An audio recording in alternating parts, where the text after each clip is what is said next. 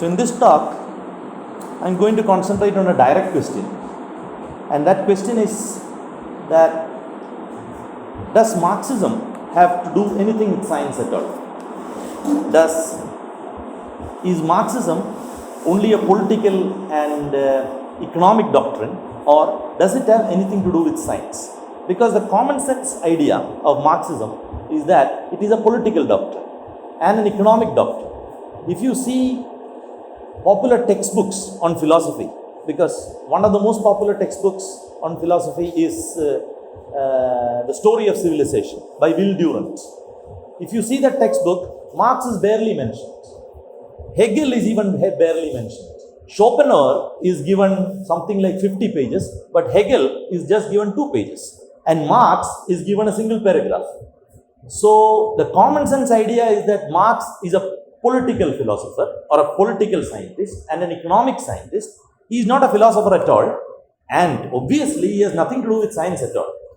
But listening to Shivani's and Abhinav's talk, we have already understood that that's not true, because there is huge philosophical import to Marx theorems. Now this talk, I'll try to show you that that is true for science too.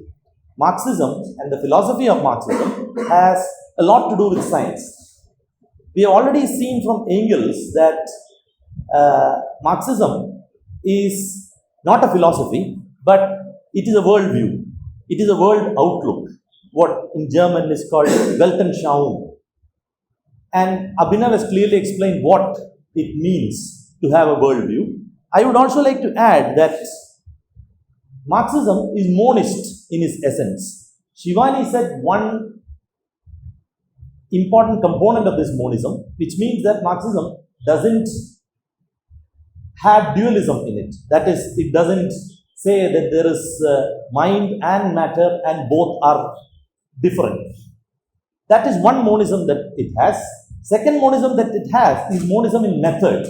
Sometimes we see the common sense notion that method is particular to the subject.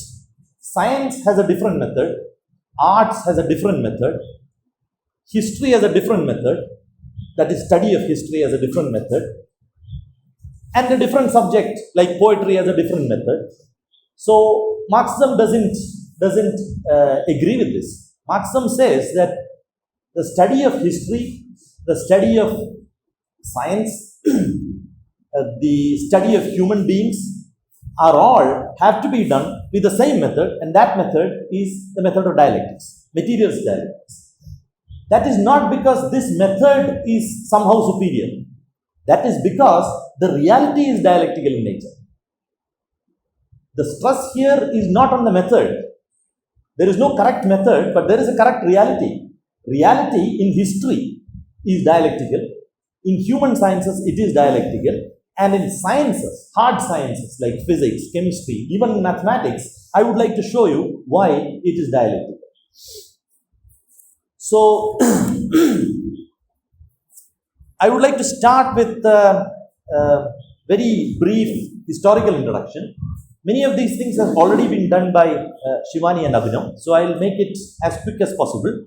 They have dealt on the generalities of the pre-Marxian philosophy, so I need not tell any of those. For example, what were the currents of pre-Marxian philosophy, how they were intermingled with the mode of production, how they were just repeating the ruling class ideology, etc., etc. These have been already dealt with. Now, I would like to deal with some particulars. And these particulars, for these particulars, I would like to pick up certain representative elements, representative examples, because we cannot deal with every important philosopher before Marx.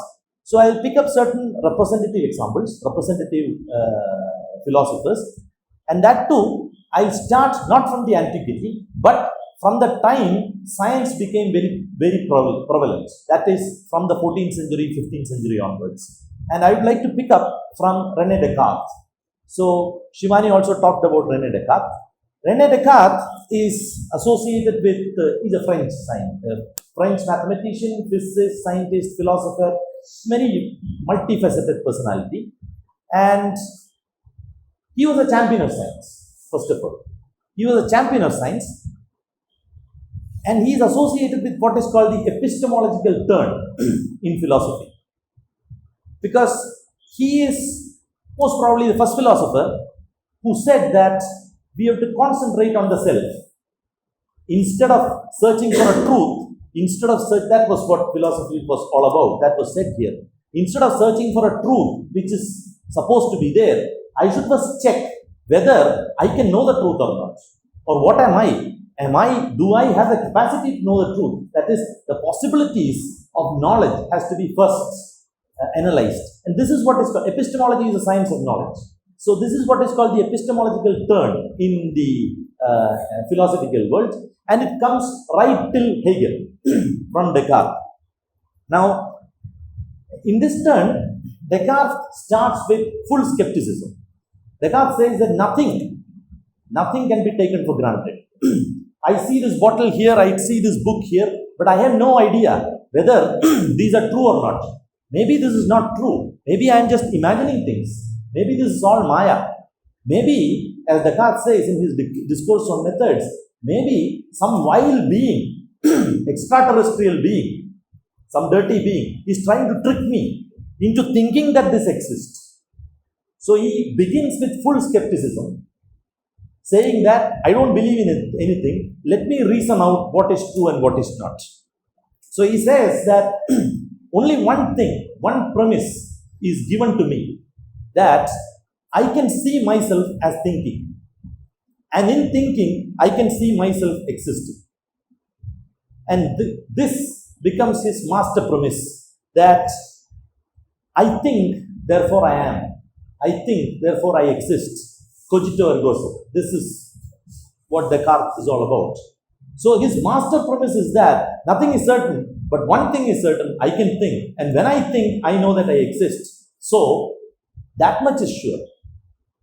So once that is clear, he asks the further question, how do I know that my thinking is correct? I reason things out, I argue certain things, I put forward an argument. But how do I know that this argument is correct or not? Maybe this argument is wrong.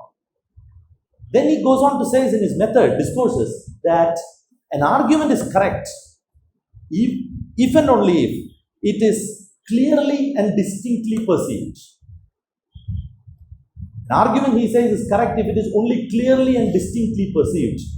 Clearly perceived in the sense that I perceive this argument without any help from my sensory organs. I can perceive this argument in pure reason. Then he says that it is a clear argument.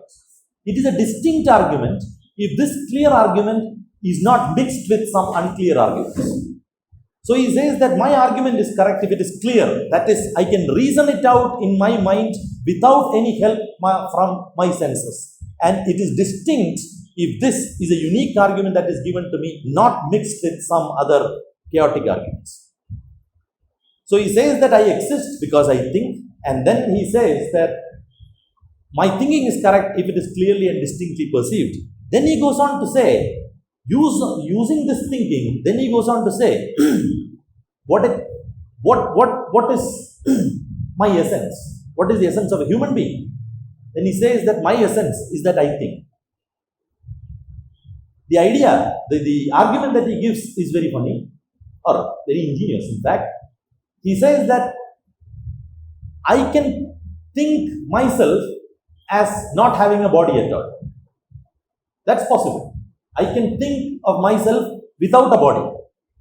So body is not essential to me. But I can never think of myself as not thinking. We can never think of ourselves as not thinking, isn't it? So he says, that's not possible. So thinking is my essence, body is not my essence. Here comes dualism. This is dualism in its kernel, which means now that I am just my thought, and my thought doesn't need my body at all. So there is something inside me which thinks, that is my soul. So soul can be detached from the body, it can go reside in some other body, etc. So this is the premise for the Cartesian duality. And then he goes on to say, all this is done, but he still a champion of science. Then he goes on to say that there is matter, but matter's essence is not what it seems to be. He takes the very famous example of a lump of wax. So he says, if you have a lump of wax on the table, then from my sense organs, I can say that this has a particular color, it has a particular weight, it has a particular smell, it has a particular shape, etc., etc. But if I give it some heat, then all these things are changed. Zip, a lump of wax, everything is changed. Then he argues that because every appearance is changed by giving it some heat, in this case of a lump of wax, he argues that appearance is not the essence of matter. Essence of matter is there and it can be known, but it cannot be known by senses. It can be known only by reason. You have to reason it out. And that is why the Descartesian system is called rationalism. Because he says that objective reality can be known, yes, it can be known, but only through reason. And after reasoning, he says that the essence of matter is its extension. That is the word that he uses. Its extension, because every matter is extended in space. So its extension, its flexibility, and its changeability.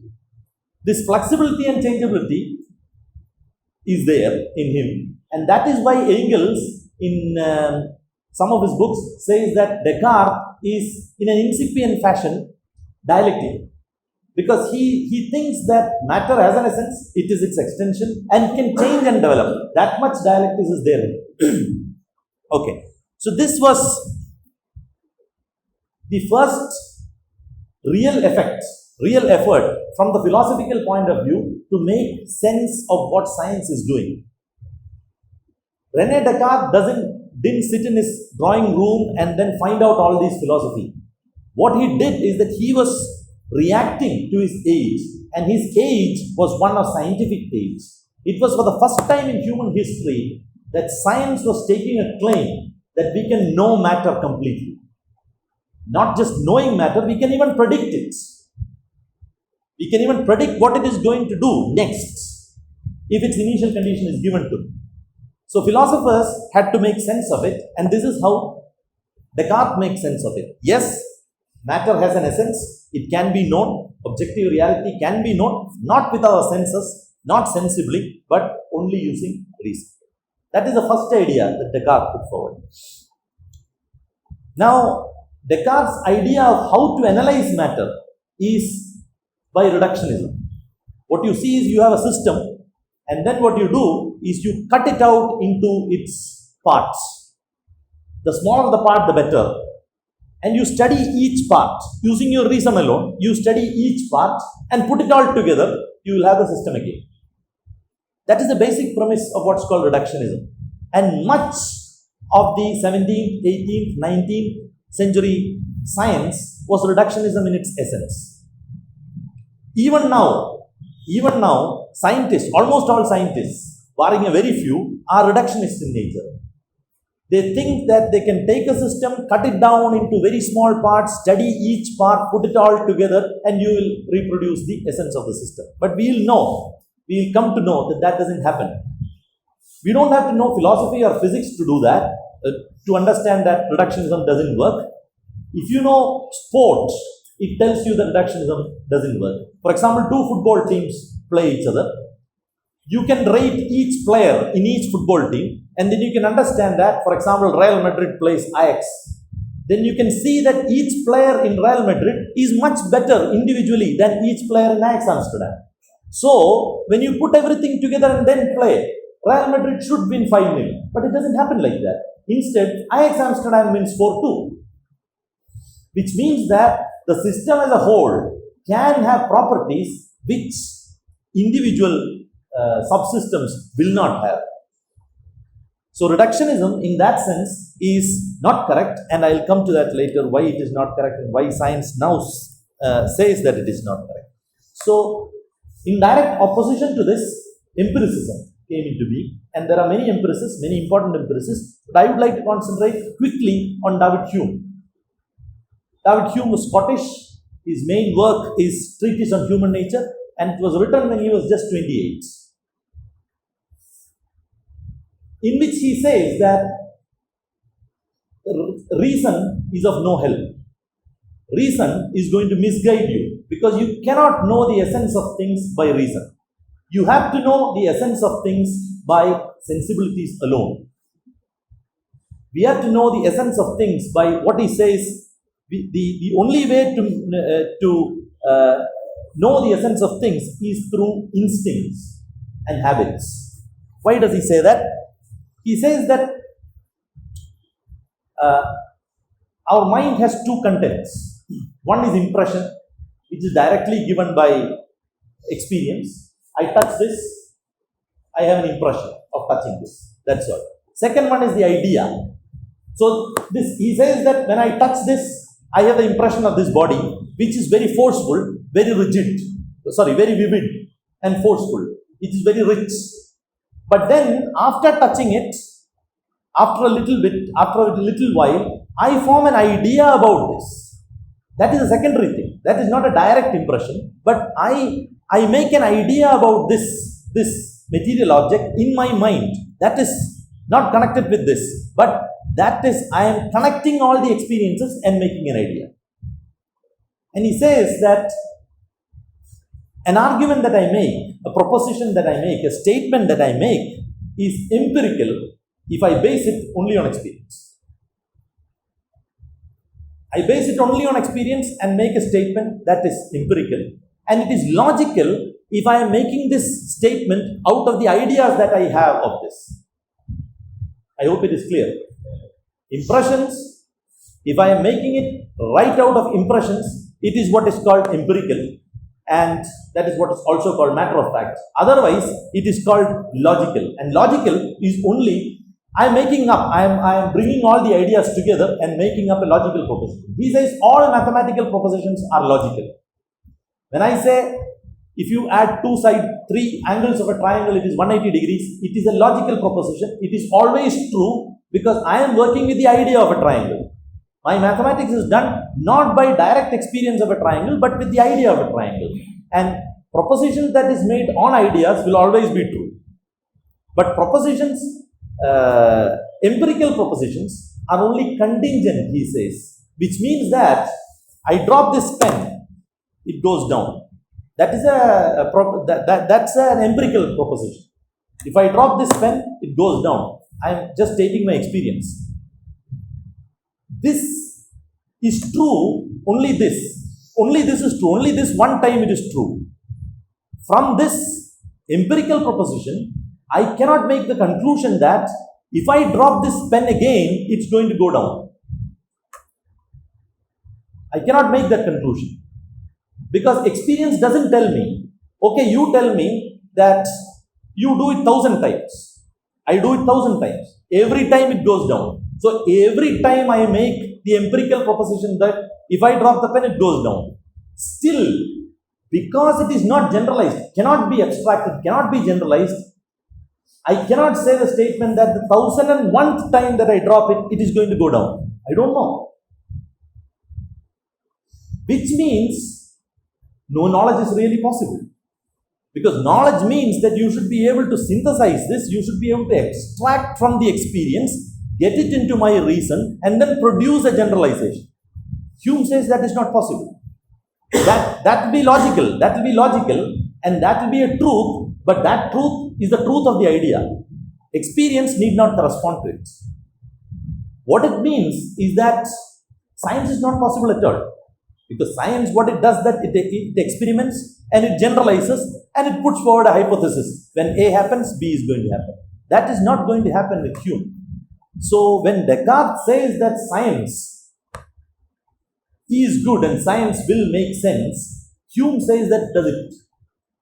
So then, but still, we say that if I drop a pen, it goes down. Why? I say that from habits. Because every time I have dropped a pen, it has gone down. So that is just habit for me. It is a belief for me. That is why Hume says that The only way you can know things is by belief or by habit. You cannot reason out of experience. So these are the two main approaches to science that happened after 14th, 15th centuries. First is rationalism and then is empiricism. Now, as Shivani was mentioning, then comes Kant. Immanuel Kant, the German philosopher from the city of Königsberg. And what Kant does is, in some senses, Engels said, bring these two thoughts together and then sort of do a mixing and matching. So I won't spend a lot of time on Kant. I'll just finish it off in 2-3 minutes because much of Kant has been dealt with here. What Kant does, what Kant says is that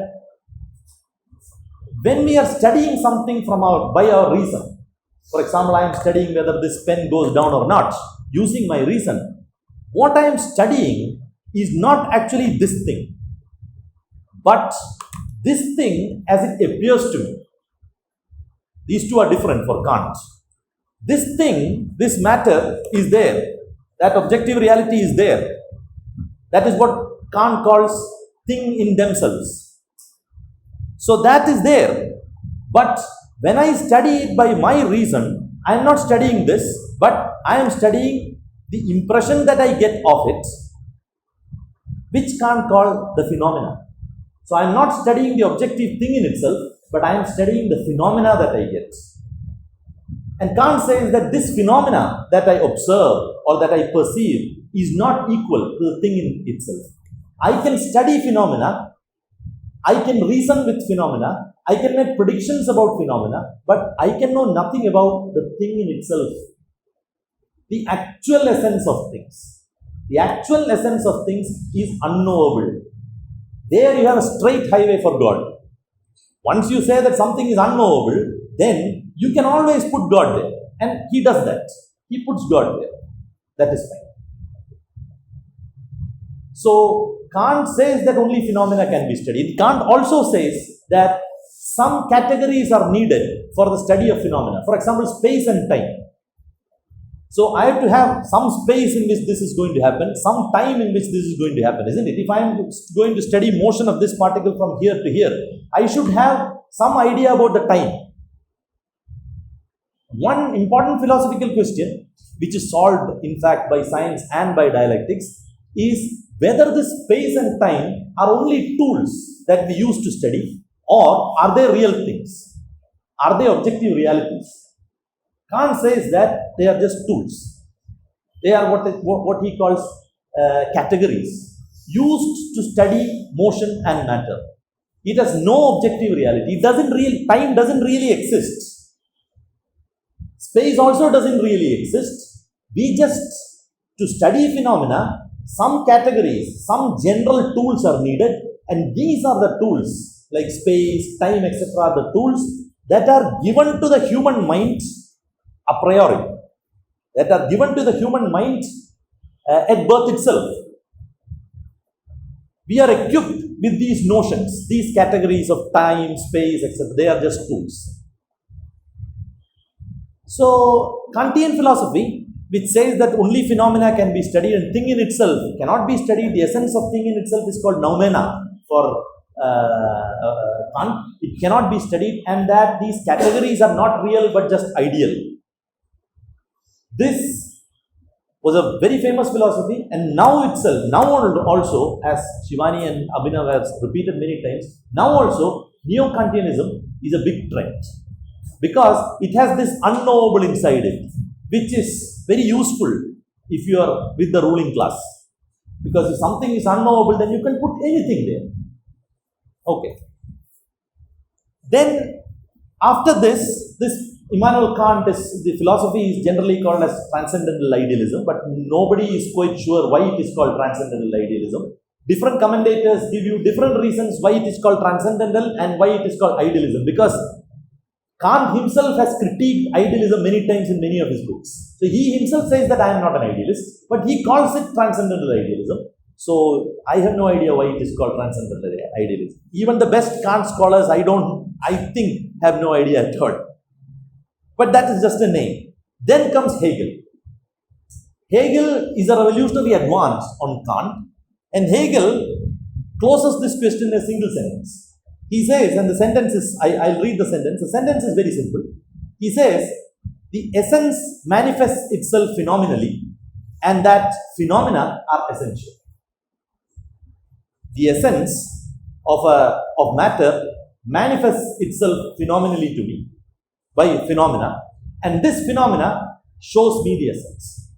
So this gap between the thing in itself and its phenomena that is coming to me doesn't exist for Hegel.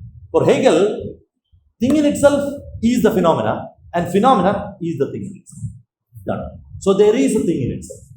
We can know the thing in itself. But don't be very happy about it, because he reverses the whole story. He says that there is a thing in itself. Kant was wrong. There is a thing in itself. I can know thing in itself. But thing in itself is just a manifestation of my absolute idea. An absolute idea was there before I was born, before mankind was born, and the whole point of absolute idea is to the name is the word is to the main idea of the main movement of absolute idea is towards self-cognition of itself. And then, as Abhinav said, he says, my philosophy is the self-cognition of the absolute idea. So this is again a reaction to science itself, because objective things, yes, you can know it, but objective things are not happening of itself. It is just a manifestation of a reflection of the big idea, which he calls the absolute idea. That is why Hegel's philosophy is called absolute idealism, because it is absolute idealism. Everything is given to idealism. Okay. But then Hegel, the importance of Hegel is that he theorized the way in which absolute idea attained self-cognition. And this way was dialectic. And the method by which absolute idea attained self-cognition, he made it dialectical by development and contradiction, etc., etc. And that is his biggest strength. But yes, this strength, this dialectical strength, is covered inside this absolute idea rubbish in Hegel. So this was a quick review of the trends that existed in philosophy before Marx, which tried to make sense of science, scientific endeavor, which says that I am going to predict what matter is going to do. Now we have to come to the basics of Marxian science itself, Marxian philosophy itself, which you know is dialectical materialism. And using dialectical materialism, Engels said that we should approach nature from a dialectical materialist point of view, because nature itself is dialectical. The process of nature itself is dialectical. So many people have this wrong idea that nature is logical or something like that, and then dialectics is a good tool to study nature. That is not what it is. You cannot study something with dialectical if it is not dialectical itself. So the process itself is dialectical. Natural process itself is dialectical. That is why, and that is only why, dialectical materialism is the best approach towards nature. So what he says in Anti-During is, I'll quote Engels, dialectics, however, is nothing more than the science of the general laws of motion and development of nature, human society, and thoughts. So this is a quote from Engels. So he says that it is not just human history that can be studied. Nature works dialectically, human society works dialectically, hence thought also should work dialectically. And he says of Marxist philosophy, Marxist approach to science, he says that it is no longer a philosophy at all, but simply a world outlook which has to establish its validity and be applied not in a science of sciences standing apart, but in real sciences. So he says that Marxist philosophy is not a philosophy, because a philosophy will be applied only to a very narrow realm of philosophical otherworldly things. Marxist philosophy is not a philosophy like that. It is a worldview, it is a Weltanschauung, which has to be applied, whose validity has to be proven by applying it to hard sciences like physics, like chemistry, like mathematics, biology. That is why Engels says that it is a philosophy, but it is not a philosophy at all. Philosophy is therefore sublated here. That is, both in Marxist philosophy, he says that in Marxist philosophy, philosophy is sublated. That is, both overcome and preserved. Overcome as regards its form and preserved as regards its content. So, dialectical materialism is not a specialized philosophy, it is a Weltanschauung and preserves the 2000 years of content of philosophy, but discards its form, because the form has become a problem for it. So, how does this dialectical materialism see matter? We have seen all the other trends, how they see matter. Before coming to how the question of how dialectical materialism sees matter, we have to see how older materialism saw matter. Because we know now from the first two lectures that there was an older metaphysical materialism which preceded dialectical materialism and which grows right up to Feuerbach. For older materialism, as the first lecture told you, for older materialism, matter was always some substance, some material substance. This has a lot of problems, but at first, during antiquity, both in Greek as well as India, this substance, matter as a substance, and this substance was supposed to be made up of certain simple elements. Because when you say matter is a substance, then you are in trouble, because there are infinite number of substances. So, in order to unify it, the hypothesis was made that there are certain simple elements out of which all substances, all matter is made up of. And these simple substances were always natural, air, heaven, fire, water, like what in Indian philosophy is called Panchabhuta. That is the 5 things out of which everything else is made up of. So this was the elementary conception of matters, made up of certain elements. Now that got refined afterwards, because after antiquity we know that everything is not made up of fire, etc. So it got refined, and then it came and finished with what is called atomism, which said that every matter is made up of atoms. So instead of these ridiculous things like fires, etc., they replaced this hypothesis with actual scientific atom. Atom was supposed to be the indestructible origin of all that matter is. But then this directly turns out to be problematic, because first of all, physics then discovered that atom is not fundamental at all. The atom, towards the beginning of 20th century, it was discovered that atom is a very complex entity. It has an internal structure which is made up of electrons, neutrons, etc., etc. It has a nucleus, which seems to say that the fundamental entity of matter is not atom at all. But this doesn't create big problem for atomism, because they just have to say that okay, it's not atom, it is electron.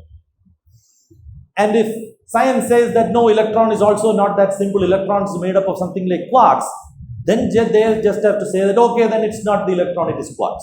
So they can go as much as they want, deeper with atomism. But then there are certain problems which they cannot override. For example, the problem of radioactivity was a big watershed for atomism. Radioactivity is matter just emits radiations and then just decays. Now, if every matter is made up of material particles, then where is it going? So radioactivity was a big problem for atomism. And the concept of field, we say that there is a magnetic field, there is an electric field, there is a gravitational field. This field is not made up of material particles, but it has actual force. Forces are transmitted, in Newtonian mechanics, forces are transmitted through this field. So how does this atomism make sense of this field? It cannot. But still, and another big problem that it had is with Einstein's special theory of relativity, which says that you can actually convert matter into energy by the formula E is equal to mc squared. Not completely, but at least part of it can be converted into energy. So then atomism is lost, because if matter is made up of atomic particles, then where is it going when it is made up of energy, when it is converted into energy? So these problems plagued the old materialistic understanding of matter as atomism, but then atomism was a very strong and very efficient way at one particular time, because Newtonian mechanics was based on atomism, theory of heat, kinetic theory of gases was based on atomism, all of 18th century and 19th century chemistry was based on atomism. So the atomic hypothesis gave very rich dividends, but at a particular level of development of science, then it becomes untenable to maintain that matter is just atoms or any particles. So Lenin proposed a very comprehensive and very simple definition of matter, in which he took some ideas from 18th century French materialist by the name of D'Holbach, and then he proposed that matter is that which, acting upon our sense organs, produces sensations. Matter is the objective reality given to us in sensations. That is a simple definition that Lenin gives us. A little forward, a little later, he defines it a little bit more in a more elaborate manner, where he says that matter is a philosophical category denoting the objective reality which is given to man by his sensations while existing independently of them. So he says that matter is not a substance, it need not be a substance, it need not be particles, it is the objective reality given to us by our sensations. Which means that energy can be a form of matter, space and time can be a mode of matter, etc. Because now we are not looking at material things. We are looking only at the objective reality given to us by our sensations. This is the definition of matter, which is produced by Lenin. So the sole property of matter, as far as dialectical materialism is concerned, is bound up with the property of being an objective reality, which is accessible to sensations and which is outside the mind. By sensations, we shouldn't mean immediate sensations. I cannot touch an atom, I cannot smell it also, which doesn't mean that that's not part of matter. The whole experimental apparatus of science is a sensory mechanism for us, for man. So everything that can be sensed by the most elaborate experimental apparatus, that is what Lenin means by sensation, not direct sensations. Okay. Then the question comes, if matter is this, then what is motion? In the whole of materialist philosophy, older philosophy, motion is thought of as a property of matter. Matter is the objective reality, atomic particle. Motion is something that it does. It is a property. Sometimes it can be at rest, sometimes it can move. But the dialectical materialist conception of motion is very revolutionary. It's completely different. And this is made clear by Engels in Anti-Düring, which I'll quote Engels directly because it is a very, very important passage. And Engels says, motion is the mode of existence of matter. All rest, all equilibrium is only relative. Matter without motion is just as inconceivable as motion without matter. Motion is therefore as uncreatable and indestructible as matter itself. Motion therefore cannot be created, it can only be transferred. A motionless state of matter is therefore one of the most empty and nonsensical of ideas. So he proposes a dialectical union of motion and matter. Motion is not a property of matter. It is the mode of existence of matter. What is the difference between a property and a mode of existence? I say, the color is a property of this wrapper here. This green color is a property, which means that it can have green color or it can have any other color also. But then when I say that this greenness is the mode of existence of this wrapper, which means that it can exist only by being green. And green can exist only on this wrapper. So there is a huge difference between saying that something is a property of something, and then, as Engels says, saying that something is a mode of existence of something. Which means if motion is a mode of existence of matter, which means that matter cannot exist without motion. Because that is how it expresses itself. That is the only way it can exist. Which also means that motion cannot exist without matter. You cannot say that, there is motion without matter. No.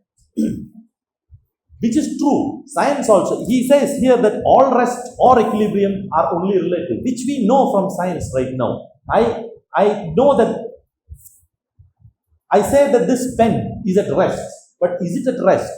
It is only at rest with respect to me. It is moving with respect to the guy who is passing on a car. It is moving with respect to the universe. It is moving with respect to everything else. It is moving with respect to the moon, with respect to the sun. So there is no absolute rest. There can be relative rest. If I travel along with this, then it may seem to be that this is at rest. But there is no absolute rest. This is always in motion and it cannot exist other than being in motion. That is the idea of motion that dialectical materialism proposes, and science completely bears it out.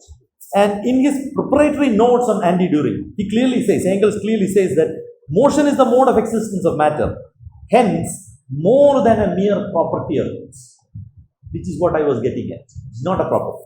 It is mode of existence of matter, which means that it cannot be diverse.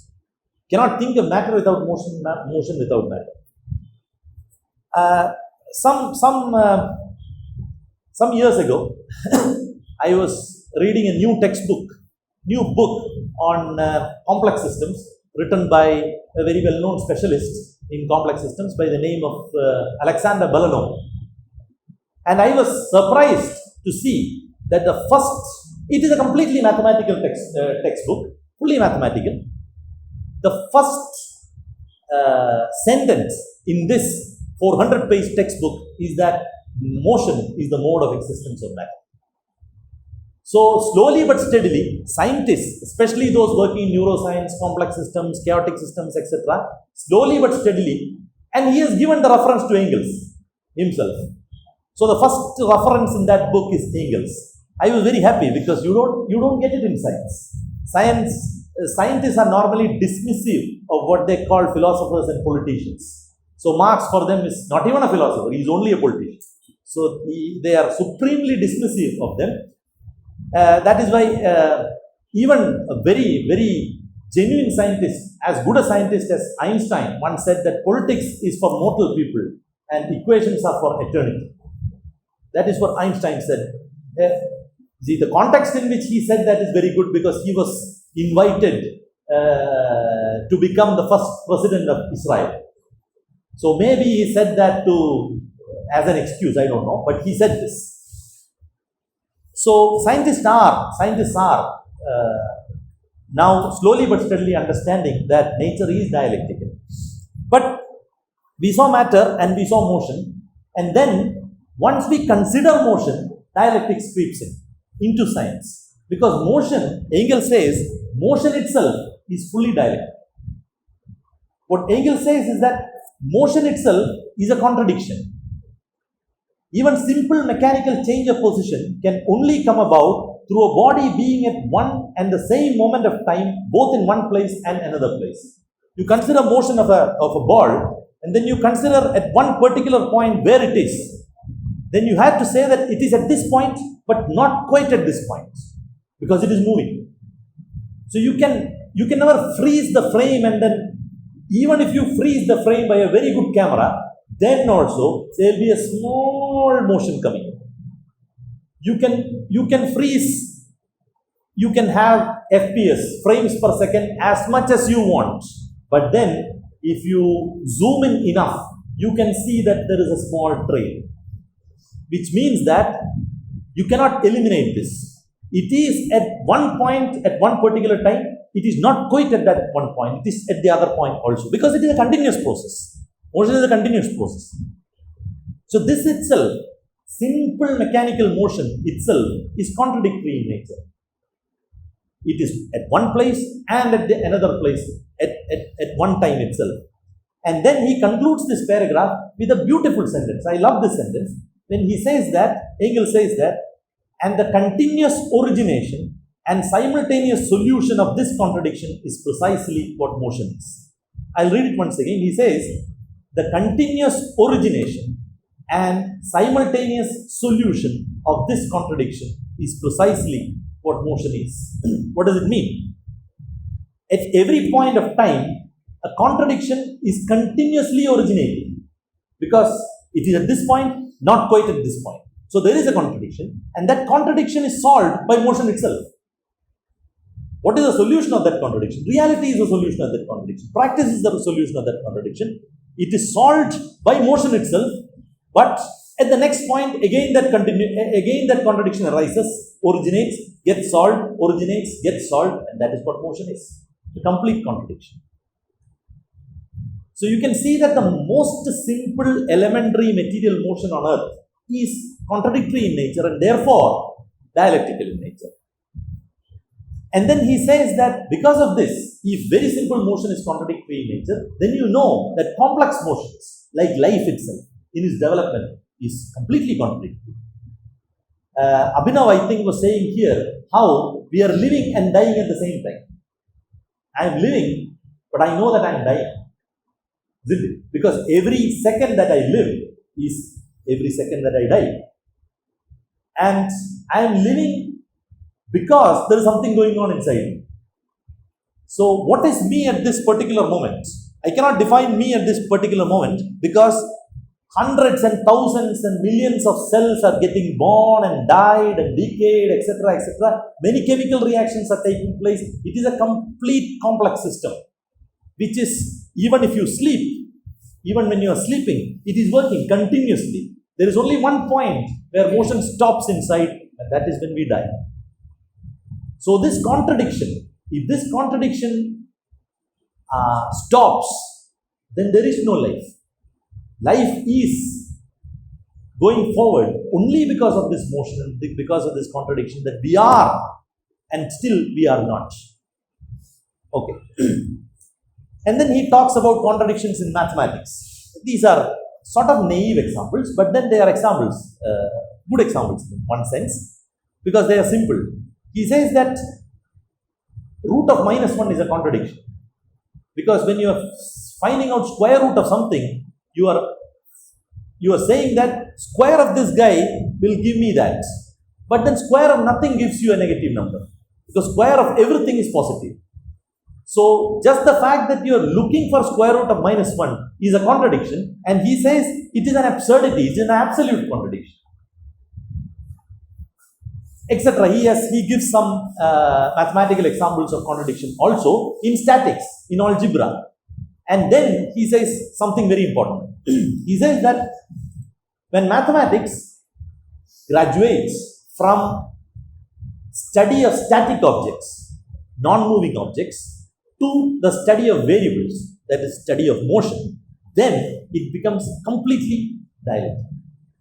So I'll quote Engels again. He says that in its operations with variable quantities, not constants, but variable quantities, mathematics itself enters the field of dialectics, and it is significant that it was a dialectical philosopher, Descartes, who introduced this advance. The relation between mathematics of variable and the mathematics of constant quantities is in general the same as the relation of dialectical and metaphysical thought. This, I think, is a crucial paragraph, crucial sentence, because it has wealth of data hidden inside it. Why do I think that? He says that dialectics of constant quantities, which we call algebra right now, constant quantities are metaphysical in nature. Of course, there are rudimentary dialectics inside it, but it can be considered metaphysical. But when you consider the mathematics of moving objects, mathematics of variables, then it becomes completely dialectical because movement itself is dialectical. We have to read it in conjunction with the history of philosophy because Descartes is a central figure in mathematics also. So, Descartes was talking about rudimentary forms of dialectics when the mathematical apparatus to capture motion does not exist, did not exist. All that existed was algebra in its pure form, and algebra in its pure form just deals with statics. It gives you algebraic equations like 2x equal to 3 or x squared plus y squared equal to 5. These are equations which has only constant quantity in it, no variable quantities. Now, motion was studied until Descartes by what are called geometry.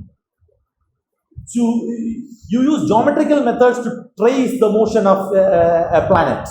So, Kepler, you see, traced the motion of planets using geometry, predominantly geometry. Now, what Descartes did in mathematics, why he is so good a mathematician, is that he proposed a unification of this algebra and geometry and derived something which can be used to study motion, variable quantities. And that thing is what is now called the Cartesian coordinate system. That is your XYZ coordinate system. The XYZ coordinate system is not, for us, it is the simplest quantity and we think that, oh, this is common sense. But it is not common sense. What it does is that it brings together algebra and geometry and tells you that a curve in space through which a ball moves can be expressed as an algebraic equation. So, if you move a particle along a circle, Descartes says that you can express it algebraically as x squared plus y squared equal to the radius, 1 or 2, whatever the radius of the circle is.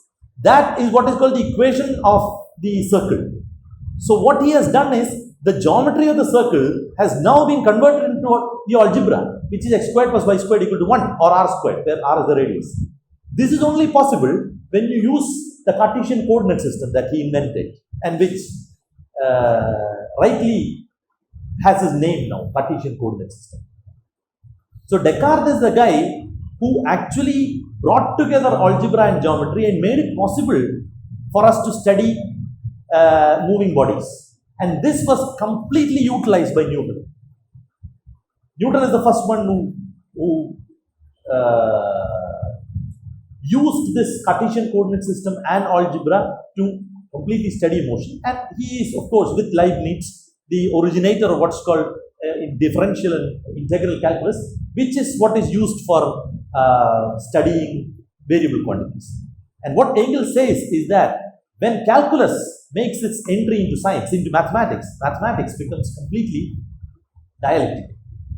And Marx has a complete notebook, which is called the Mathematical Notebook of Marx, which he after his wife died and he was getting older, he developed a passion for the study of mathematics and he studied differential and integral calculus very deeply. And his notes are collected in what are called the mathematical notebooks of Karl Marx, which is not studied much. But I am sure that if people start studying it deeply, we can still understand the dialectics of the calculus more.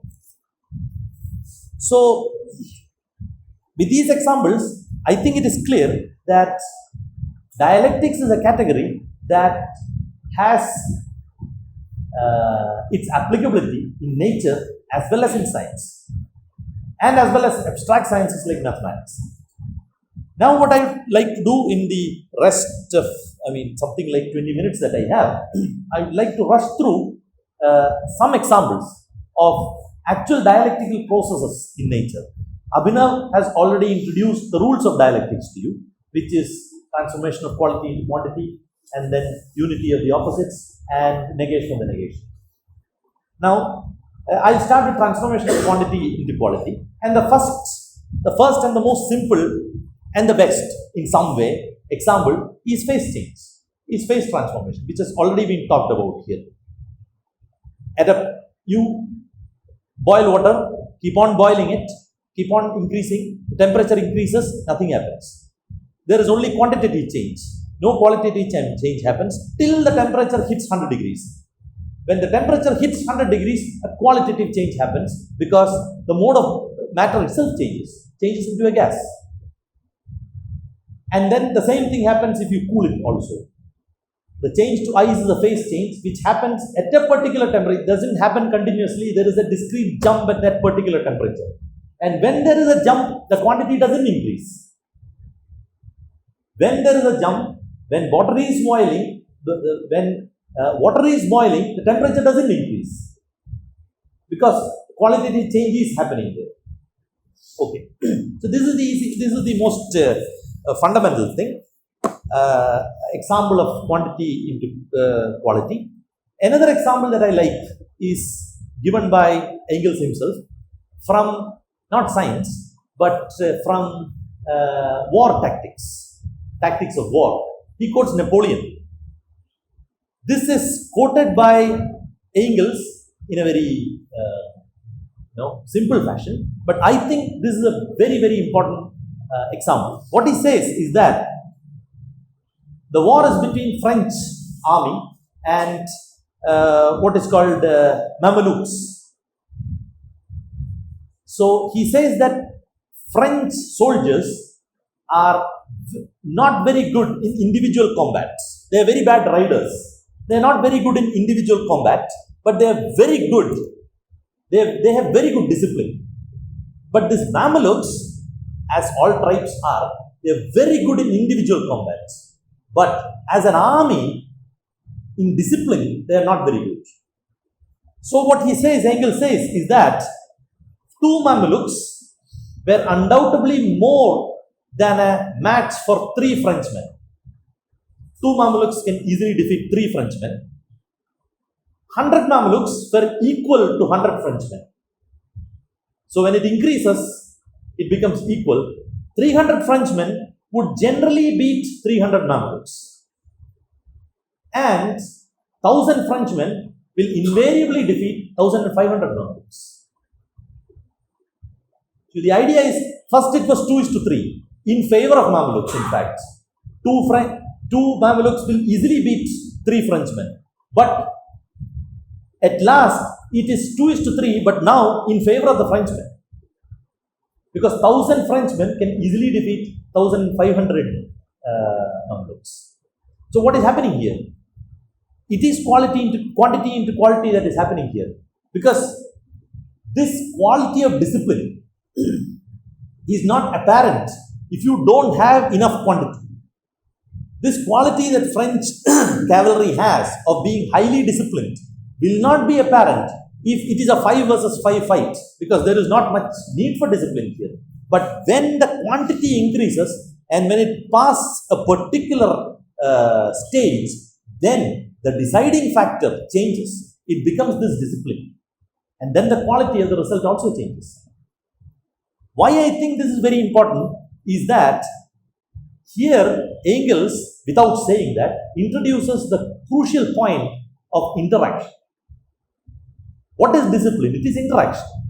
We have to be, if 1000 people have to be disciplined, they have to be interacting with each other, maybe unconsciously, but there has to be an interaction. You have to see what this guy is doing, and you have to see what this guy is doing, and then you have to plan your action in a like manner. So this interaction is something which reductionism never understands. For reductionism, the Cartesian reductionism, and for even 20th century scientific reductionism, a system of 1000 Frenchmen is composed of 1000 people.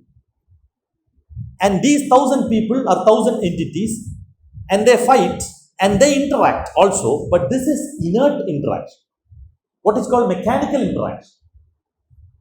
What is the difference between mechanical interaction and dialectical interaction? The difference is very simple. Mechanical interaction is interaction between this pen and this.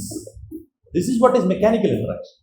During this interaction, neither this pen changes nor this bottle changes. It just interacts. Which means that something happens to this, something happens to this, but the property of neither changes. But that is not how interaction happens in nature, and that is not how humans interact also. Because if I interact with you, And if we both needs to be disciplined, that is, we both need to synchronize and do something, then I have to change my property a little bit, you have to change your property a little bit, and we have to synchronize. That is needed. Otherwise, there is no discipline at all. So, actual natural interactions involve a give and take policy, which is not forced into it, but it happens naturally. This reductionism never understood. And this is very important for new science. Okay. So, then now, in the 10-15 minutes that is left, I'll give you an example from nonlinear dynamics, complex systems, which is very new in the sense 20-25 years at least, which Engels could not have thought about. That is, you have to look at the figure 1 in your in the figures that has been handed over to you. The first figure,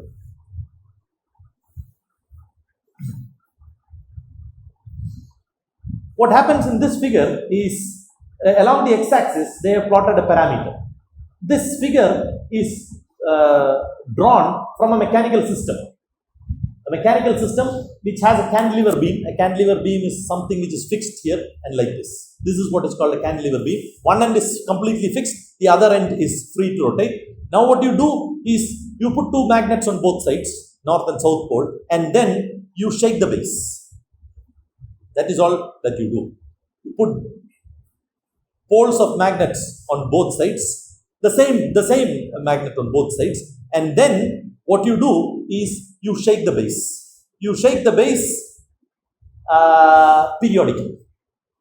Okay. Now what this R that is given here along the x-axis is the force with which I shake. So you can see that when R is 2.4, 2.6, 2.8, etc., there is only a single line that is given. That single line is actually the amplitude of oscillation of this tip. That is the displacement of this tip. Now, a single line means there is only one amplitude. One amplitude means it is periodic. Because if it is periodic, there is only one maximum, isn't it? One maximum and one minimum. It always oscillates like goes here, back, here, back, here, back. So the maximum displacement is the same every time. So it has only a single amplitude. That is why only one comes. Now you can see you increase the force. You increase the shaking force from 2.4 to 2.6. You can see that the amplitude increases a little bit. That is, there is only quantitative change. That quantitative change continues till 2.95. At 2.95, what happens? Suddenly there are two, which means that now there are two amplitudes. Two amplitudes in dynamics is what is called two periodic motion. It's very simple. It is that it was oscillating periodically with a time period equal to the time period of the force. First, it was oscillating periodically. The time period of oscillation was equal to the oscillation, the time period of the force that you are giving. Suddenly, at a particular force, it changes, and the time period becomes double. That is why you have two amplitudes. The time period doubles itself. So when the time period doubles, it is a qualitatively different motion that is taking place. The quality of motion has changed. And where is it changing? How is it changing? Just by changing the force. The force that I am giving. Now you can clearly see that at that point, quantity changes to quality. And even we have a name for this in dynamics, it is called bifurcations. And the definition of bifurcation in any nonlinear dynamics textbook is literally this. Bifurcation is a qualitative change in system dynamics. That is what we are saying. It is a qualitative change when you change a parameter. So at that particular point, it qualitatively changes. Then only quantitative changes happen. There are still 2, and then around 3.42, around 3.42, you can see suddenly these two branches and then there is a 4-period solution, which means that now the period has quadrupled. It is 4 times the period. You're not seeing it? Oh. What is shown on y-axis? Y-axis. Y-axis is the amplitude. How does it physically explain it? Yeah, that's a problem. That I think we should discuss it personally, because actually they use something which is called the Poincaré section. That is how this is done. We can discuss it. But normally you need to only know that it is the amplitude that is plotted. How that amplitude is plotted is a slightly different story, which is associated with what is called Poincaré section. This Poincaré is the same as the philosophers' Poincaré at the beginning, associated with Marx, which Lenin critiques in same Poincaré, who was an extremely good mathematician but not so good a philosopher. So, so then you can see that as you go along, these branches becomes more and more.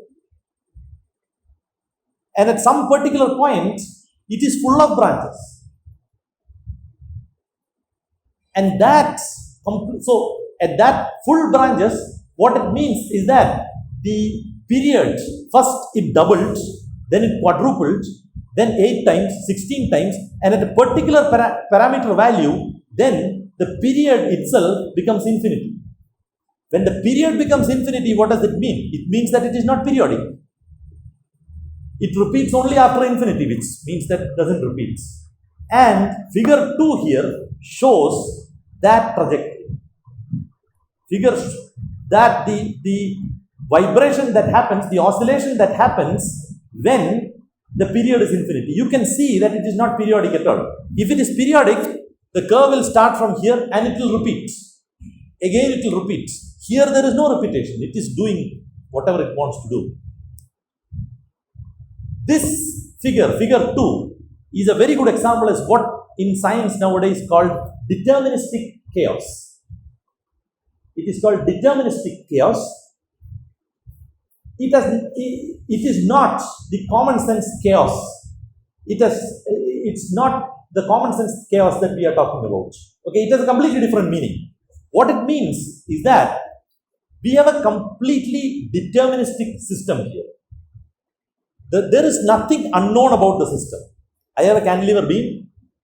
I know all rules of this cantilever beam. I know how much force is acting. I know everything. I can write down everything, which means that I should be able to predict, isn't it? Now you see this figure, it is unpredictable. After a particular point, it is unpredictable.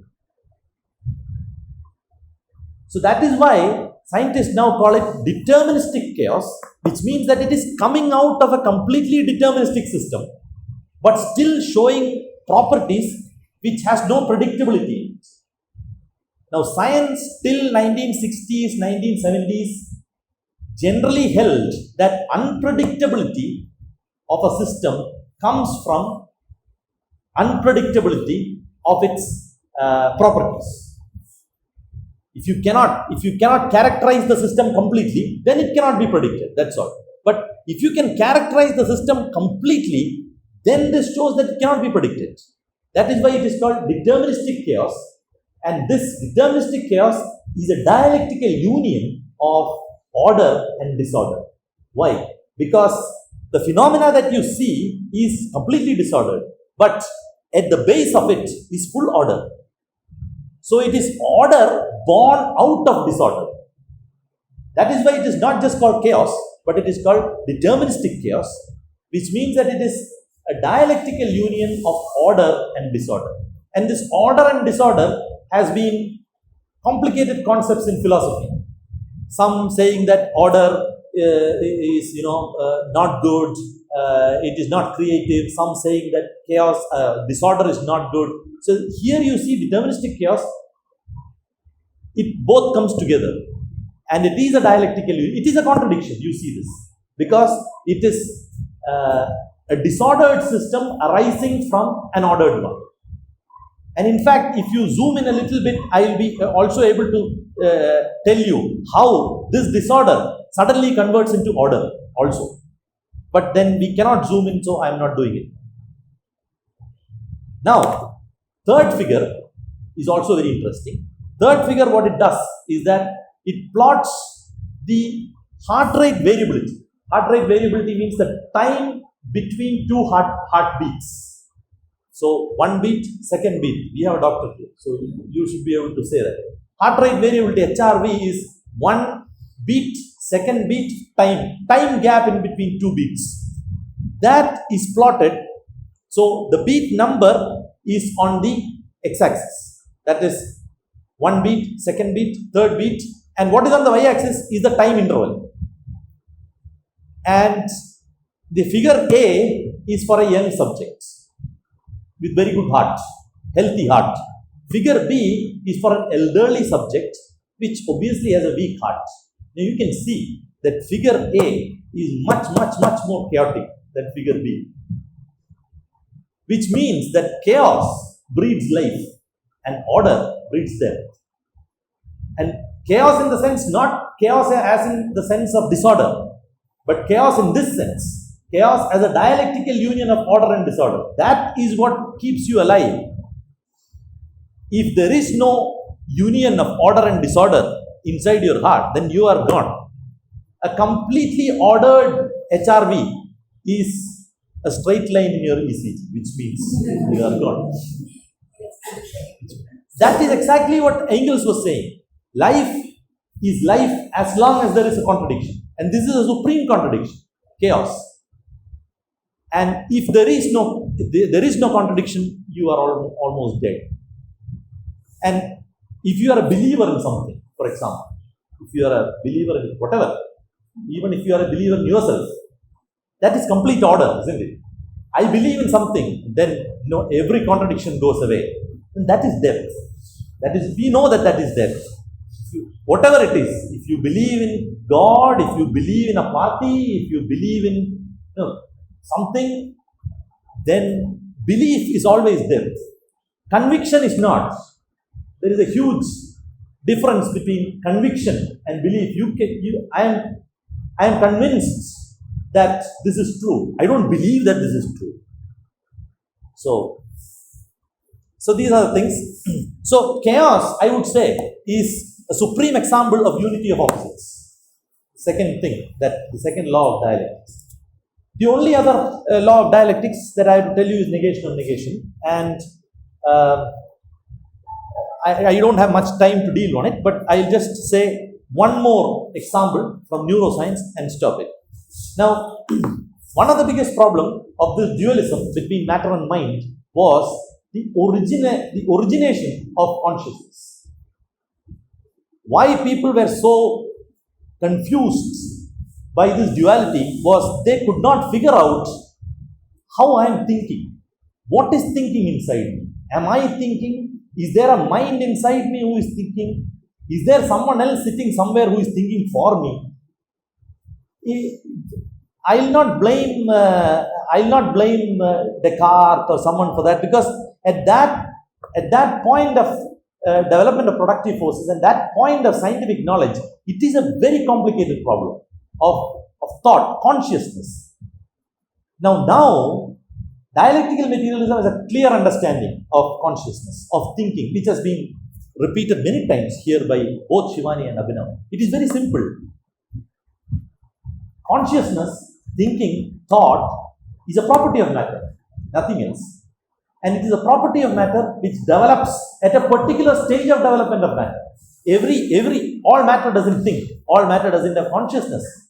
But it is a property of matter that comes into being at a particular stage of development of matter.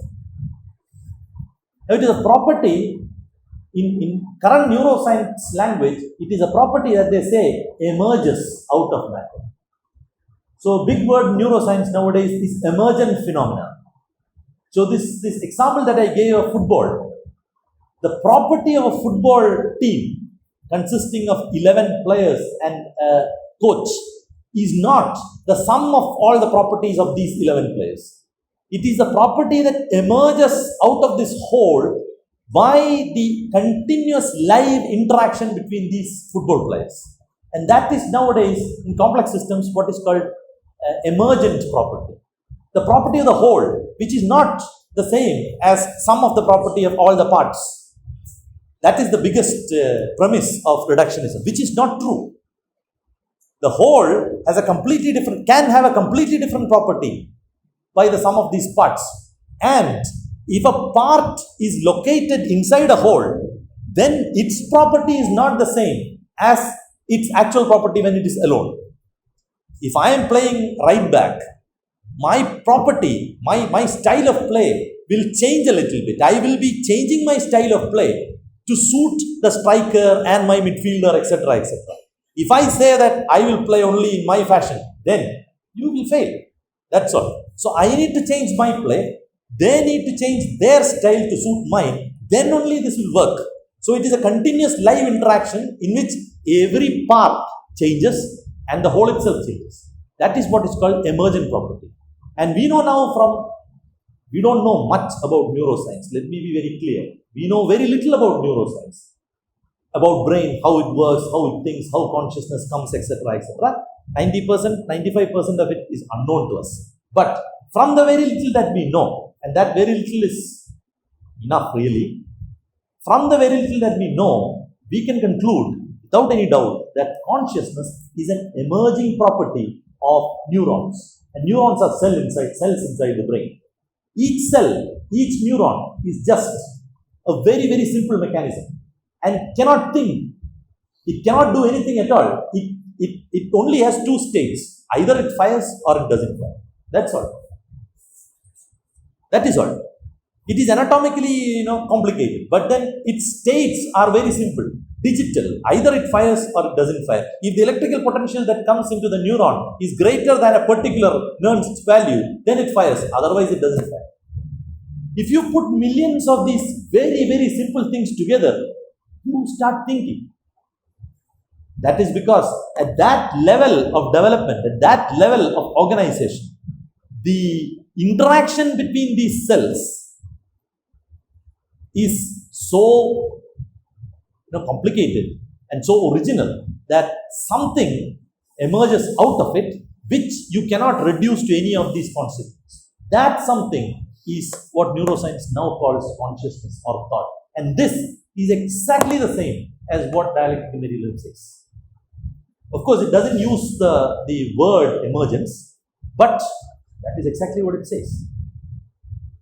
So, contemporary neuroscience is fast furnishing strong proofs for dialectical materialism by showing how mind and consciousness emerges out of non-conscious matter.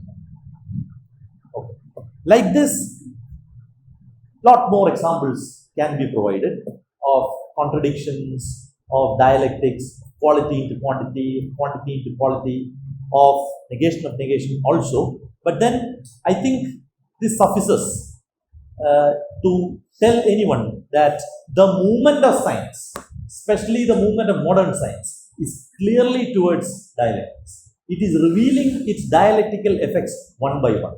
And one of the most important problems of current science is that even though scientific phenomena that we are now seeing have already become, the level of scientific phenomena that we are seeing are already dialectical, the tools that we use mostly are reductionist in nature. The mathematical tools that we are using to understand this is primarily reductionist in nature. And there are efforts in mathematical community itself to address this problem.